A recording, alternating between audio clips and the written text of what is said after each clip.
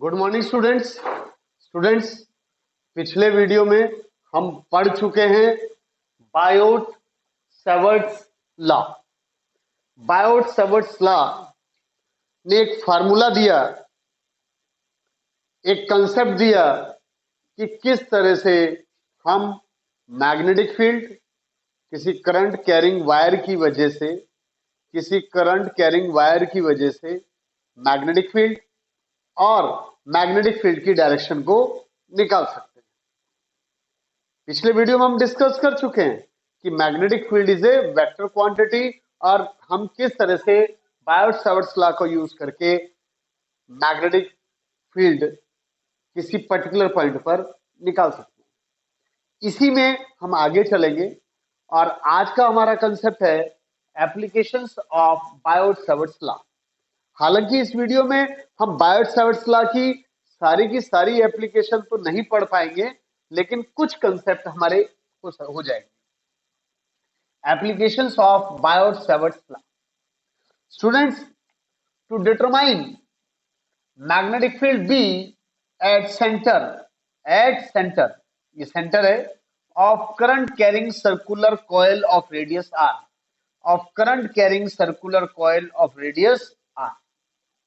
let us consider small element dl और इस circular coil में करंट कितना है I। तो अगर मुझे मैग्नेटिक फील्ड निकालनी है, इसके सेंटर पर मैग्नेटिक फील्ड निकालनी है, तो मैंने सपोज कर लिया स्मॉल एलिमेंट और इसके अंदर करंट कितना है I। अब ये स्मॉल एलिमेंट इस रेडियस वेक्टर के साथ कितना एंगल बनाएगा 90। ये स्मॉल एलिमेंट इस रेडियस वेक्टर के साथ कितना एंगल बनाएगा 90। पिछले वीडियो में हम डिस्कस कर चुके हैं, ये भी वेक्टर क्वांटिटी है, ये स्मॉल एलिमेंट भी वेक्टर क्वांटिटी है और ये रेडियस आर भी वेक्टर क्वांटिटी है। और इन दोनों के बीच में जो एंगल है ये रहा डीएल, ये डीएल और ये आर, तो इनके बीच में एंगल कितना है 90। क्लियर है? तो यूजिंग बायोट सेवर्ट्स लॉ, क्या पढ़ा था Biot Savart's law? dB is equal to small magnetic field due to small element, dB is equal to mu naught upon 4 pi I dl sin theta upon r square। Theta की जगह हमने क्या लिख लिया 90। I हमारे पास ये रहा, dl ये रहा, r ये रहा, तो dB is equal to mu naught upon 4 pi I dl sin 90 upon r square। तो total magnetic field B is equal to integration of small magnetic field with limits। Limit क्या होगी 0 to, भाई ये तो 0 मतलब, तो इस पूरे का सरकमफ्रेंस कितना है 2 पाई आर, तो 0 टू 2 पाई आर। इस dB की वैल्यू हमने यहां रखी, तो mu not upon 4 pi I dl upon R square और साइन 90 इज इक्वल टू होता है 1। साइन 90 क्या होता है 1। तो B is equal to mu not upon 4 pi I upon R square 0 to 2 pi R dl। ये सब कॉमन आ गया बाहर, देख लो ये बाहर आ गया, dl रह गया। अब dl का इंटीग्रेशन करेंगे तो क्या आएगा हमारे पास 2 पाई आर, इस r से ये r कैंसिल हो गया, क्या बचा B is equal to mu not upon 4 pi 2 pi I upon R. Mu not upon 4 pi की वैल्यू मैं आपको बता चुका हूं, mu not upon 4 pi is equal to होता है 10⁻⁻⁷। तो ये आ गया मेरे पास mu not upon 4 pi 10⁻⁻⁷ 2 pi I upon R. If coil have capital N turns, तब मेरे पास फॉर्मूला क्या हो जाएगा B is equal to mu not upon 4 pi 2 pi N I upon are.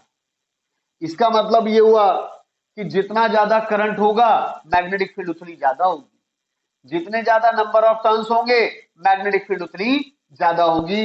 मैं लिख देता हूं, यानी B is directly proportional to I, B is directly proportional to capital N। मेरी बात समझ गए? यानी magnetic field can be increased by increasing number of turns and current, but magnetic field is magnetic field at center is inversely proportional to radius of current carrying circular coil. Students, ये तो बात थी एक circular coil की, लेकिन इसकी जगह अगर इसकी जगह हमारे पास एक चीज रह गया, डायरेक्शन। उसके बाद अब क्या है, क्योंकि मैग्नेटिक फील्ड एक वेक्टर क्वांटिटी है, डायरेक्शन, तो डायरेक्शन निकालने के लिए हमने क्या यूज किया, right hand thumb rule. Right hand thumb rule, देखो करंट ऐसे जा रहा था, हमारे पास करंट ऐसे जा रहा है, आप देख लें, मैंने फिंगर्स को ऐसे ही कर्ल किया तो अंगूठा कहां जा रहा है, इनवर्ड। तो यहां पर मैग्नेटिक फील्ड की डायरेक्शन क्या होगी, इनवर्ड। मेरी बात समझ गए स्टूडेंट्स? आइए, अब ये तो एक सर्कुलर कॉइल था, अगर मेरे पास सेमी सर्कुलर कॉइल है, सेमी सर्कुलर कॉइल, अगर सेमी सर्कुलर कॉइल है, सेमी सर्कुलर कॉइल का मतलब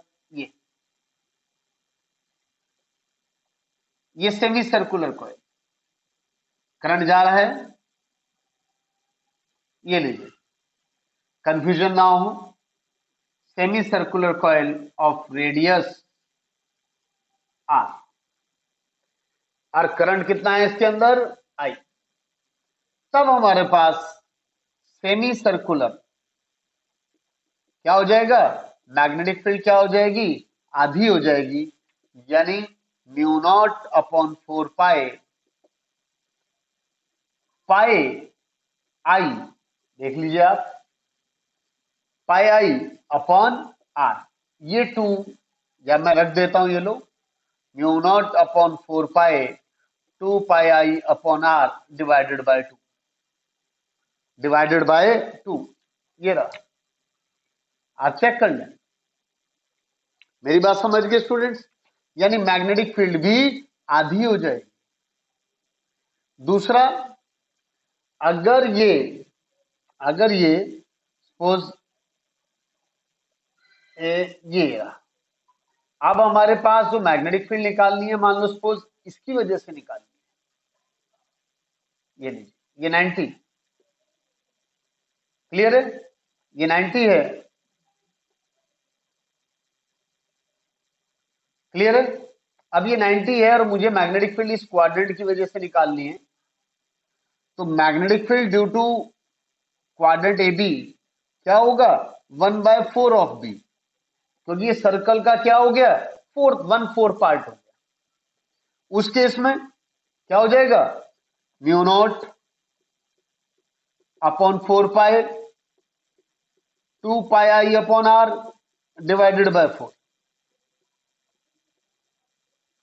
मेरी बात समझ गए, 4 से डिवाइड कर देंगे। लेकिन अगर इन केस हमारे पास,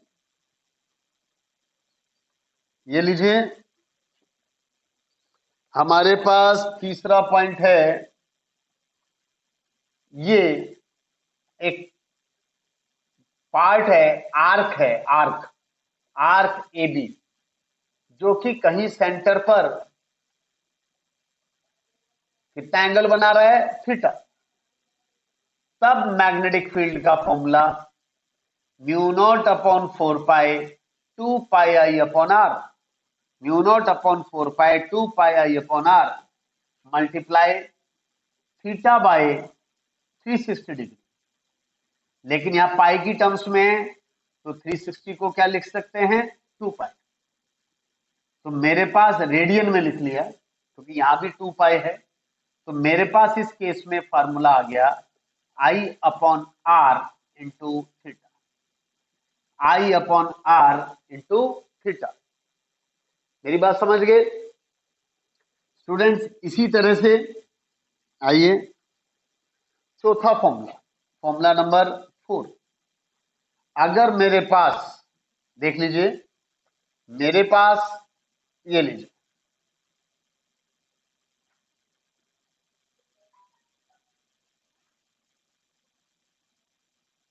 ये सेंटर ओ, इसका रेडियस r1 है,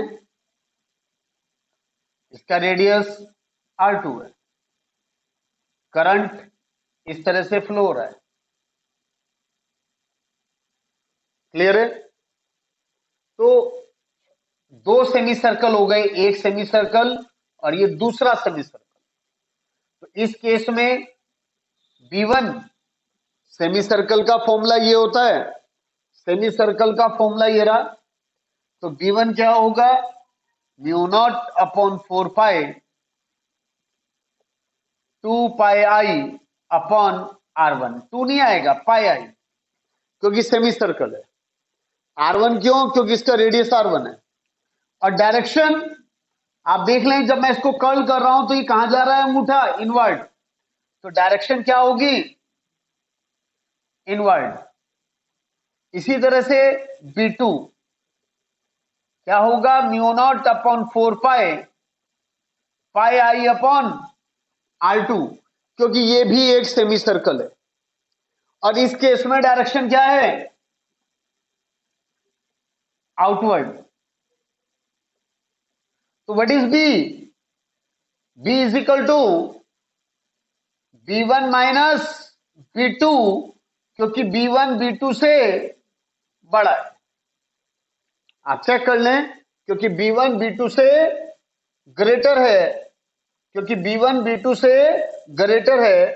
तो और B क्या है, वेक्टर क्वांटिटी है। तो net magnetic field B is equal to B1 minus B2। B1 हमारे पास है mu not upon 4 pi pi I upon R1 minus mu not upon 4 pi pi I upon R2। तो ये आ जाएगा म्यू नॉट अपॉन 4 पाई। मेरी बात समझ लीजिए students, mu naught upon 4 pi, पाई भी बाहर आई भी बाहर, 1 upon R1 minus 1 upon R2, या लिख सकता हूं mu not I by 4 1 upon R1 minus 1 upon R2। Check कर लेंगे स्टूडेंट्स, कहीं कोई कैलकुलेशन में मिस्टेक ना हुई हो, ये चेक कर लेंगे। मेरे हिसाब से ठीक है। अब B1 की डायरेक्शन क्या है, इनवर्ड। तो नेट रिजल्टेंट की डायरेक्शन भी क्या होगी, इनवर्ड, क्योंकि ये एक वेक्टर क्वांटिटी है। और वेक्टर क्वांटिटी में अगर दो वेक्टर्स अपोजिट डायरेक्शन में हैं, तो जो वेक्टर बड़ा है उसमें से छोटा माइनस होगा, B1 minus B2, B1 minus B2। और रिजल्टेंट मैग्नेटिक फील्ड की डायरेक्शन वही होगी जो बड़े वाले की है। तो इस तरह से हमारे पास ये आ गया, B is equal to mu not I by 4 1 upon R1 minus 1 upon R2 inverse. पांचवा कंसेप्ट जो स्टूडेंट मैं इसमें लेना चाहता हूं वो ये कि मेरे पास एक सेमी सर्कल ऊपर है और वैसा ही एक सेमी सर्कल नीचे। ये लीजिए, इससे आपको कंसेप्ट क्लियर होगा। ये सेंटर हो, ये हमारे पास सेंटर हो, और मुझे करंट आई गया और करंट आई यहां जा रहा है। एक सेमी सर्कल ऊपर भी है, सेमी सर्कल नीचे भी। तो ऊपर वाले सेमी सर्कल को 1 मान लिया, नीचे वाले सेमी सर्कल को 2 मान लिया। तो इस केस में B1 क्या होगा, mu naught upon 4 pi pi I upon R। और डायरेक्शन, डायरेक्शन क्या होगी, इनवर्ड। डायरेक्शन क्या होगी, इनवर्ड। देख लो, करंट ऐसे है, अंगूठा अंदर जा रहा है। इसी तरह से ये लीजिए B2, B2 क्या होगा, mu naught upon 4 pi pi I upon R। लेकिन इसकी डायरेक्शन, इसकी तो इनवर्ड है, और इसकी देखो करंट ऐसे जा रहा है, तो इसकी डायरेक्शन कहां है, आउटवर्ड। तो आप देख रहे हैं B1 is equal to B2। जो B1 है वही B2 है, एंड अपोजिट इन डायरेक्शन। तो इस केस में नेट मैग्नेटिक फील्ड क्या होगी? जीरो। इस केस में नेट मैग्नेटिक फील्ड क्या होगी स्टूडेंट्स? जीरो। एक कंसेप्ट और लेता हूं स्टूडेंट्स, बहुत बार एग्जाम में आया हुआ है, ये लीजिए 6th कंसेप्ट। छठा है कि मेरे पास, ये लीजिए, एक करंट कैरिंग कंडक्टर ये रहा I1 और इसका रेडियस R, ठीक है, और दूसरा करंट कैरिंग कंडक्टर ये रहा, इसके अंदर करंट जो फ्लो हो रहा है वो I2। तो मेरे पास two current carrying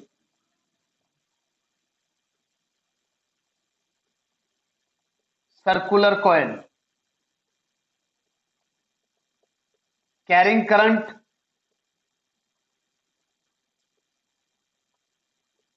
I1 and I2, common centre, इनका सेंटर क्या है? कॉमन है, and both are perpendicular to each other, same radius, same radius. आप देख रहे हैं? तो स्टूडेंट्स आप चेक करेंगे इसमें, देखो बहुत अच्छा कंसेप्ट है। 1 यानी B1 mu naught upon 4 pi 2 pi I upon R, क्योंकि पूरा सर्कल है। एक करंट कैरिंग सर्कुलर कॉइल की वजह से सेंटर ऊपर मैग्नेटिक फील्ड का फॉर्मूला ये, और डायरेक्शन इनवर्ड। बस देख लीजिए डायरेक्शन क्या होगी? सेंटर पर इनवर्ड। B2 क्या होगा? Mu naught upon 4 pi 2 pi I upon R, लेकिन यहां I1 आएगा, यहां I2 आएगा, इसकी वजह से I1 और ये क्या है? I2। और डायरेक्शन आप देख लें, तो कहने का मतलब है इसकी वजह से डायरेक्शन कहां है? इनवर्ड। मेरी बात समझ गए? इसकी वजह से डायरेक्शन इनवर्ड, और इसकी वजह से डायरेक्शन देख लो, इसकी वजह से इधर है और इसकी वजह से, यानी आप देखेंगे ये इनवर्ड है, ठीक है, अंदर की ओर है। इनवर्ड का मतलब ऐसे है, और B2 क्या है? डाउनवर्ड। मैं बता देता हूं, ये इनवर्ड और ये डाउनवर्ड। तो ये इनवर्ड है, आप देख लें, इसकी वजह से इनवर्ड है और इसकी वजह से डाउनवर्ड। तो दोनों केसेस में ये एक दूसरे से कितना एंगल बनाते हैं? 90। तो इस केस में हमारा फॉर्मूला होगा B1 स्क्वायर, क्योंकि वेक्टर क्वांटिटी है, plus B2 square plus 2B1 B2 cos 90।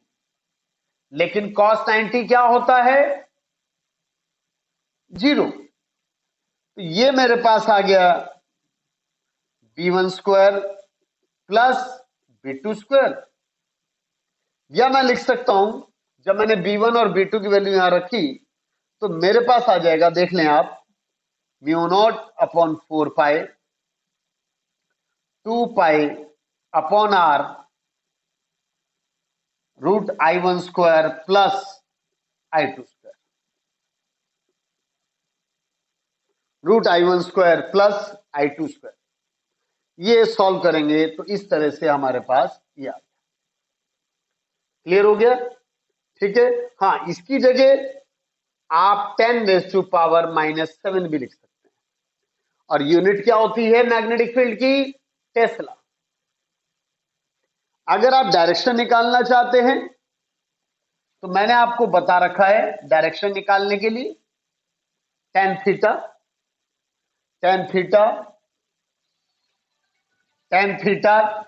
Is equal to direction निकालने के लिए आप देख लें, perpendicular upon hypotenuse, theta direction है, तो यहां से आप डायरेक्शन भी निकाल सकते हैं, और इस केस में ये 1 आएगा क्योंकि दोनों इक्वल है, तो थीटा क्या आ गया 45 डिग्री। क्लियर है? थीटा क्या आ जाएगा 45 डिग्री। आइए एक क्वेश्चन मैं आपको देता हूं, ये लीजिए, मैंने आपको एक क्वेश्चन दे दिया, ये लो,